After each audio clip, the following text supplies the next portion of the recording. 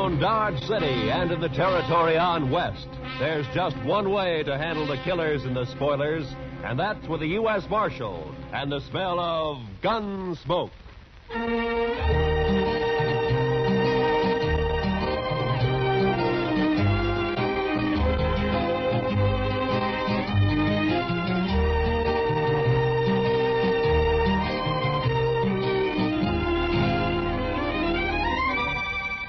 Gunsmoke, starring William Conrad. The story of the violence that moved west with young America. The story of a man who moved with it. Matt Dillon, United States Marshal.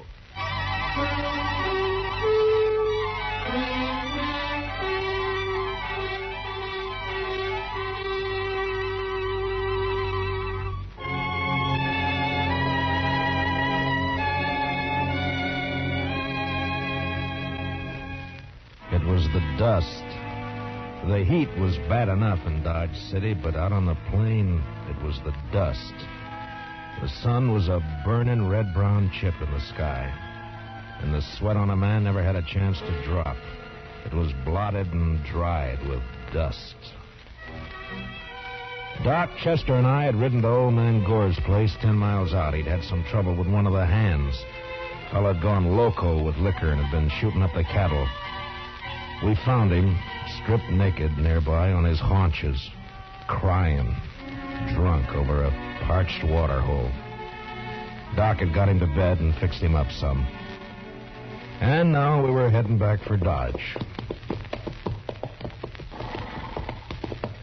Darn horse. Seems he's just bound to stomp all the dust in Kansas in my eyes. Maybe the marshal will buy you a camel, Chester. This keeps up, we'll all buy camels. I remember the time back in Waco when I was just a small... Chester, boy. You see something ahead on the side of the trail there? Yeah, maybe. It looks like some poor calf strayed off and dropped. I don't think so. It looks like a man. Come on.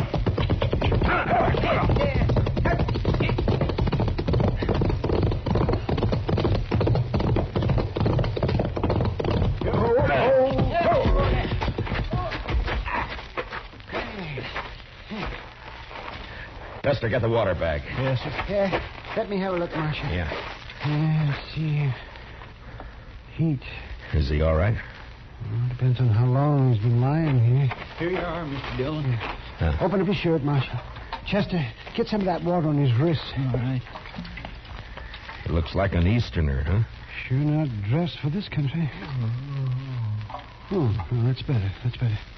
Try to get a few drops in him. All right. No, not too much, Chester. Not in his nose, Chester, his mouth. Well, my gracious, I'm sorry, Mr. Dillon, but he moved his head. It's not so easy to hail. Look, he's awake. You're all right, mister.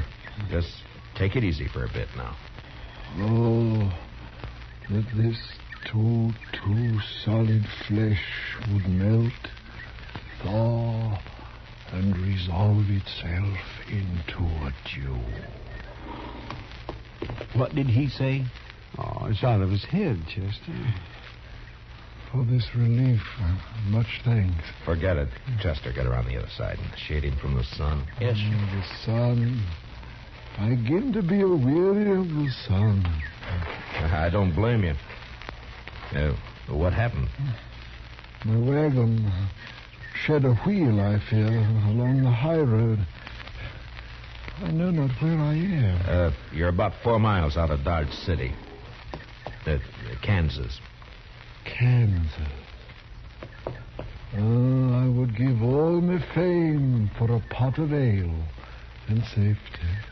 We better get him to town quick. He's in a bad way. He's delirious. You think you can make it on a horse? We'll take him into Dodge.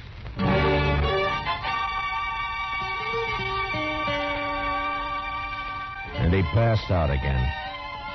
We tied him across Doc's horse. Doc and I doubled up, and Chester rode behind.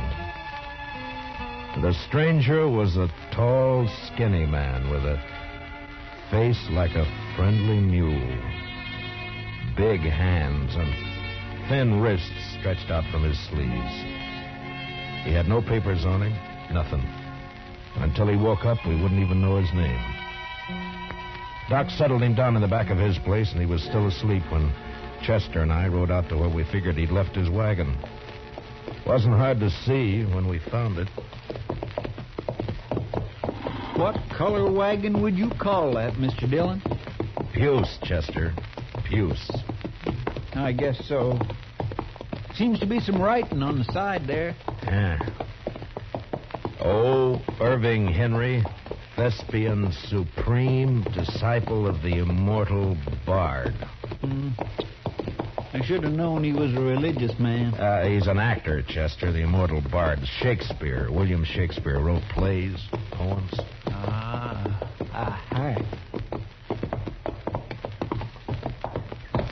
But You think he let the horses go, Mr. Dillon? I was wondering that. Seems to me he'd have ridden for help instead of trying to walk. Horses couldn't have got out of the harness ourselves. Let's take a look at the wheel. Huh? I wish we could wait till the sun goes down. It's going to be awful hot work, Mr. Dillon.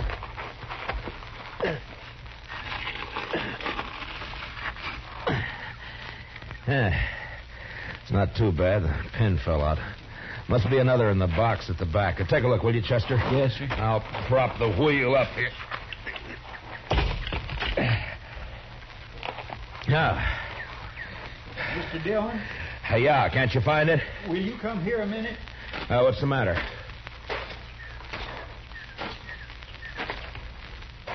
Take a look in. Chester, get the water bag. Yes, sir. Yeah. Took the wagon. And then I saw the hand sticking out from behind the trunk. You didn't have to be the doc to know that it was a dead hand. The body was of a man about 40. He was dirty. And in a greasy, torn waistcoat, I found a pocketbook with his name. Sam Matchett. And that was all. Below his left shoulder and his back was a patch of dried blood. And in the middle, a bullet hole. We got the wagon wheel on, hitched up our horses, and drove into Dodge.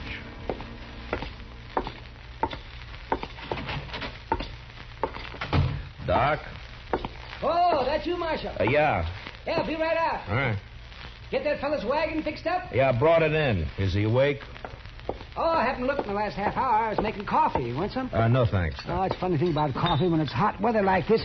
Drink it scalded and it makes you feel cooler outside. Look, Doc, I got to see that fellow. I want to ask him a couple of questions. Oh, that's so? I found a dead man in the back of his wagon. You don't say. You better take a look. Chester's bringing him in the side. Oh, sure. You want to go on back? Yeah, thanks, Doc.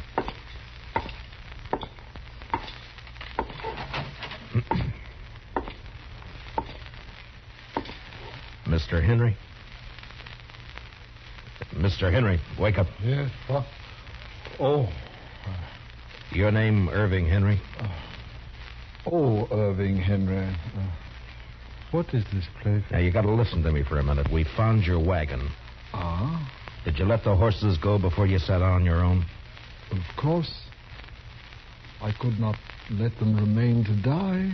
Well, how come you didn't take one to ride? I have a loathing of horses. I cannot bear one under my body. There is a carafe of water beside the bed. Would you be good enough, Mr. Dillon, Matt Dillon. I'm the marshal here in Dodge City. Here you go. Oh, my thanks. Now, what were you doing with a dead man in your wagon, Mr. Henry? A dead man? A dead man shot in the back, lying in your wagon. This is very midsummer madness. I won't argue about that, but I'll thank you to answer my question. But it is impossible. It isn't true. I say it is. You lie on your throat if you say that I'm any other than an honest man. Look, mister, I didn't say you weren't honest. You're an actor. And you got a fine way of saying things, but murder's murder. I don't care how you say it. Now, I'm asking questions, and I want straight answers. Oh, your pardon, sir. What you tell me, in truth, if it were played upon a stage, I would condemn it as an improbable fiction. I swear to you, I know nothing of a body. Did you come through Hayes City? Yes? Do you know a man there called Sam Matchett? No. You had no trouble in Hayes City. No. What are you doing in these parts, Mr. Henry? I am touring the provinces. An actor eating the bitter bread of banishment. My talents are not taken for their worth in the East, and therefore I bring the immortal bard to the hinterlands. And now, sir, that the interview is ended, pray give me leave to depart. I'm sorry, I can't do that. You'll have to stay until we get this thing cleared up. Mr. Dillon, Doc would like to see you. All right, Chester. Stay here with Mr. Henry, will you? Well, sure, Mr. Dillon, sure. How are you feeling by now, Mr. Henry? Would you like some more water? Evil fellows live in brass. Doc? Right here, Marshal. Yeah. Fill me cups up, father's boy. What was that? What'd you find? Well, there's one thing. This man didn't die right away. I mean, not right when he was shot. Is that so? No. More likely bled to death. Inside. Uh-huh. You think he might have been able to climb up in the wagon after he was shot? He might. There's another thing. Yeah? You see the way he's dressed? Now, you take a look at that. What? Help! Come on, Doc. Chester. What's the matter with him? Chester. He took my gun when I was pouring him some water, Mr. Dillon. He must have gone through the window, Marshal. I tried to get it back. It went off. Take care of Chester, Doc. I'm going after him.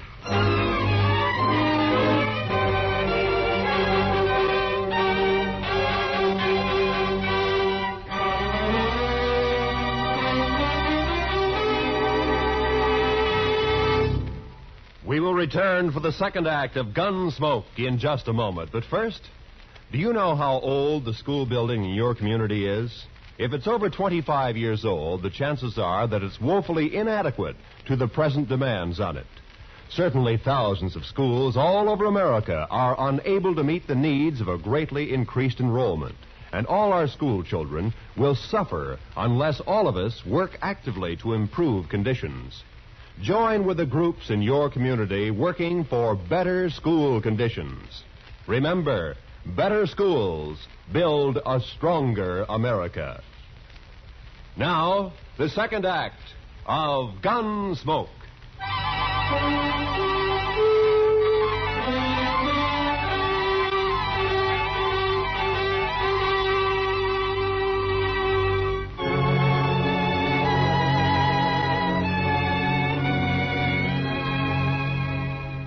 When I went out of there, I didn't know how badly Chester was hurt. There was a lot of blood on his head and over his face. It was nearly dark outside, and the street was empty. It was supper time. I could see the women through the windows getting food ready. The kids were inside, too. Sure looked peaceful.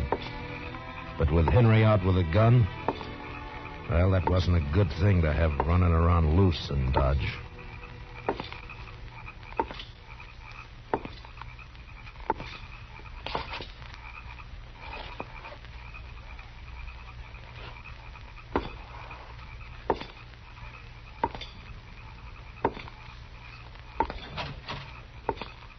Evening, Mr. Dillon. Did you see a man run down the street, Miss Fletcher? Why, no. Oh, you better get inside and lock your door. Don't come out again. There's a killer loose.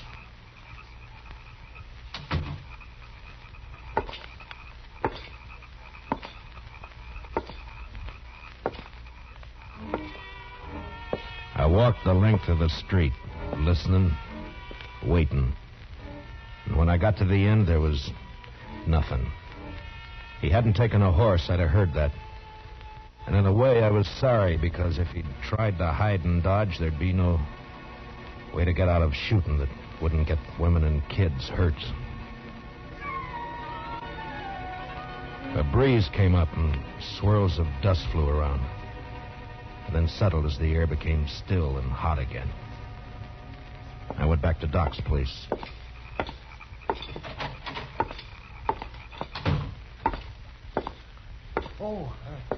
Did you find him, Marshal? No. How's Chester? Oh, I'm fine, Mr. Dillon. Just creased my head. More mess than hurt. Oh, good, Chester. Look, you want to go home or you want to work? I want to work. All right, go down to the office, get yourself another gun, and round up some men. Many as you can. As long as Henry stays in town, we're in trouble. Now, keep your eyes open. Meet me back here. Yes, sir, Mr. Dillon. Take my gun with you, and if you see him, watch out. All right, now get going. Yes, sir. Now, Doc, I'm going to have to make you a deputy, too. Well, maybe instead of digging out bullets, I'll be putting some in. It's not funny, Doc. Now, come on. All right, we'll start here. I'll take this side, you take the other. Get the men to go through their houses and tell them to look for their horses. Tell them what's happening. But 10 o'clock that night, as far as we could tell, Henry hadn't left town. There were plenty of places for him to hide, though. We had 50 men out searching. Chester and I were working along back of the express office. There were a couple of houses there we hadn't covered. You wouldn't think a man like that'd be a killer, now would you, Mr. Dillon? I never saw a man yet couldn't be, Chester. Depends on your reasons for killing, I guess. Now, let's take a look behind these boxes, huh?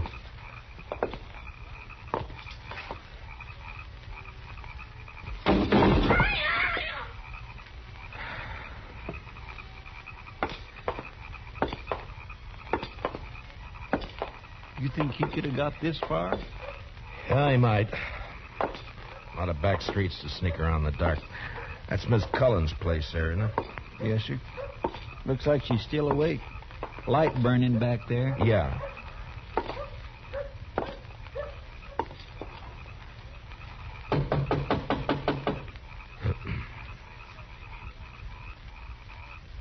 Seem a bit cooler to you tonight, Mr. Dillon? Yeah, a bit.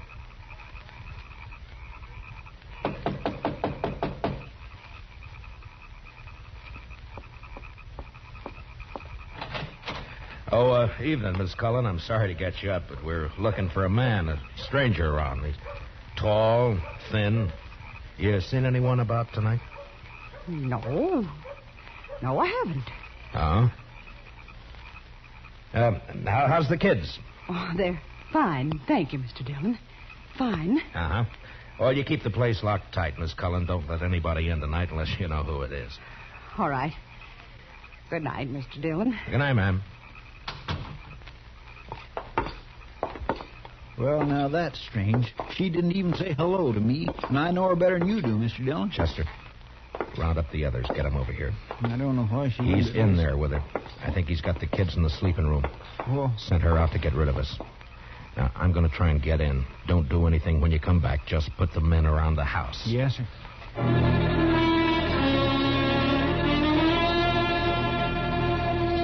I'd seen Miss Cullen make a move with her head, and her eyes said the rest. When I told her to lock up, I shook my head, and I hoped she understood. I wanted that front door to stay open.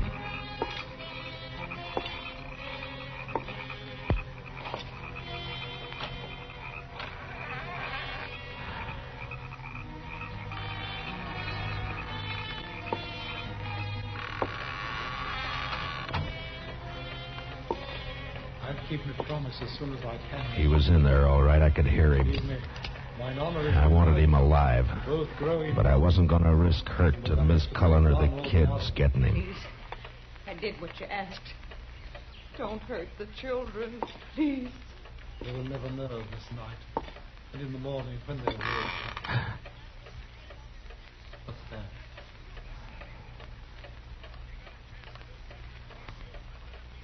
You said you locked the door after you. No, don't. I shall keep the pistol turned to the gold head, madam. Someone is here. They're trying to take me.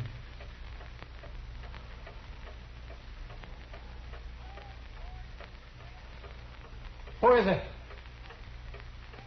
Who?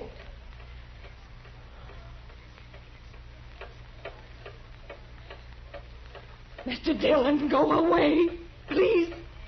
He'll kill us. You lied. You lied. Oh, tiger's heart wrapped in a woman's hide.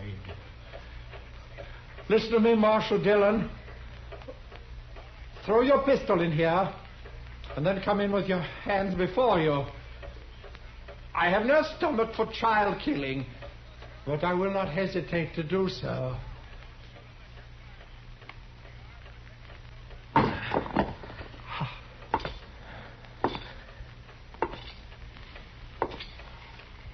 Now give me the gun, Henry. No, You won't be able to get out of this. I must. There is living to be done. You know that fancy talk isn't going to help either. Now, why don't you climb down? What happened to Matchett? Nothing happened to Match. Why'd you kill him? I didn't. In 5 minutes or less, there'll be 50 men or more around here. Now, what are you going to do? I don't know. If you didn't kill Matchett, you'll get a chance. I'll see to that. There's no use going on this way. Give me the gun. I cannot. It is my prop of salvation. No gun is salvation to anybody. Put it down. You must tell the men to go away, Marshal Dillon. I'll have to take one of these children with me for my protection. No. Shed a tear for me, madam. I have the greater need. You do a lot of talking, mister. I'd like to see you turn the gun away from that kid's head. That'd take more than talk, wouldn't it, though? I have no skill with such a weapon. Why should I match with you? I want to live. You're going about it the wrong way. The smallest worm will turn, being trod upon. Meaning? You gave me no choice when you brought me here. Would have been better to have left me lying in the dust. You don't understand. You don't know. Well, why don't you tell me? What good would it do? That depends.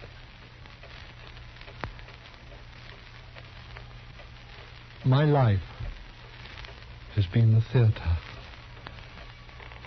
As a boy, I was a student of Shakespeare. You would look at me. Who would accept this face for Hamlet? This ill-shaped body for Romeo? His speech has become my speech, but the fools only look. They cannot listen for laughing. There have been ugly men before you. It hasn't been cause for murder. Why'd you kill Matchett? In New York, there was a man, a gross, stupid man who fancied himself an interpreter of the bard. He took me, as his apprentice. And together we set out for the tour. I would play only the voices. Never Richard. Never Henry. Never Lear. Only the voices. Whilst he, stumbling, drunken, he muddled and tore to a tatter the words that I should have spoken. You killed a man because you wanted to play a hero? How easily murder is discovered. Yeah, sometimes, I guess. It was yesterday. We were leaving Hayes City. We'd played there for 2 days, and it made me a laughing stock. It was night, and he became drunk and threatened to leave me in the next town. I made him stop the wagon, and taking up a pistol, I shot him. He did not die at first, and when I saw what I had done, I wanted him to live. And I put him into the wagon, and I drove on, hoping to find a doctor. Then, as the night passed, saw that he had died. And I was afraid. The wagon broke down? Yes, I put my purse into his clothes and took his name for mine. How I've hated the name of Sam Matchett. But you wouldn't understand. I wouldn't? Well, what now? I want to live. I want my chance. You've done a murder. I can't let you go. You know that. Don't make it harder.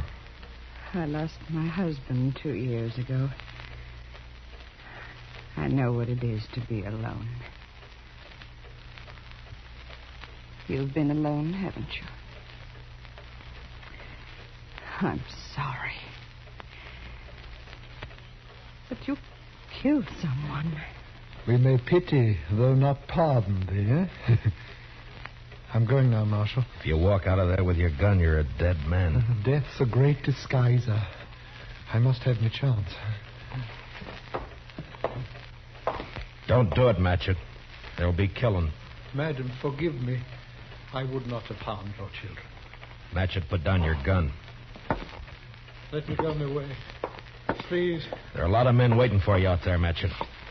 You know what'll happen if you open the door.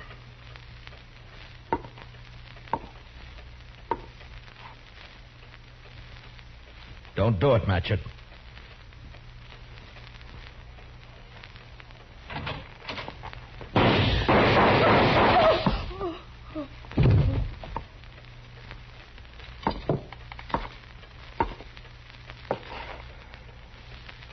Matchett. To sleep. Perchance to dream. Aye, there's the rub. For in that sleep of death, what dreams may come.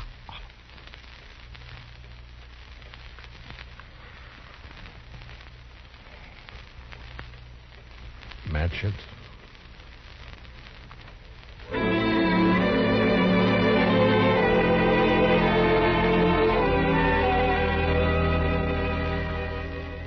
He knew he was going to die. The minute he opened that door, he knew it. And maybe he wanted to, because he fired first, a single shot. We buried him in back of the church, and I found some words in a book to put on his grave. He that dies pays all debts.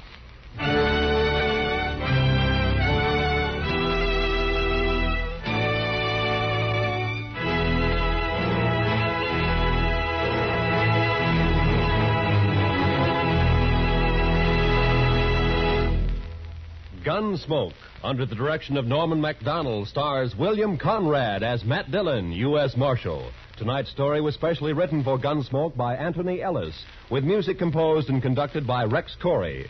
Hans Conried was featured as Henry, with Mary Lansing as Mrs. Cullen. Parley Bear as Chester, and Howard McNear as Doc.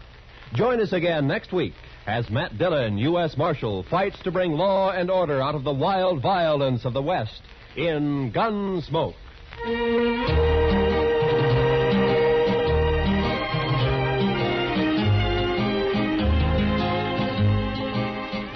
Roy Rowan speaking. Remember, Gangbusters going to action Saturday nights on the CBS Radio Network.